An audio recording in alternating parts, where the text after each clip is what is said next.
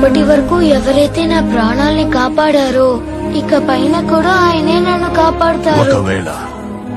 ఒకవేళ ఆయన ఈసారి నిన్ను కాపాడలేకపోతే కాపాడలేకపోయారు. అందులో ఏముంది? ఆయన ఎలా కోరుకుంటే అలా నాతో వ్యవహరించగలరు. ఎందుకంటే ఆయన ప్రతి పరిస్థితుల్లోనూ నా స్వామియే.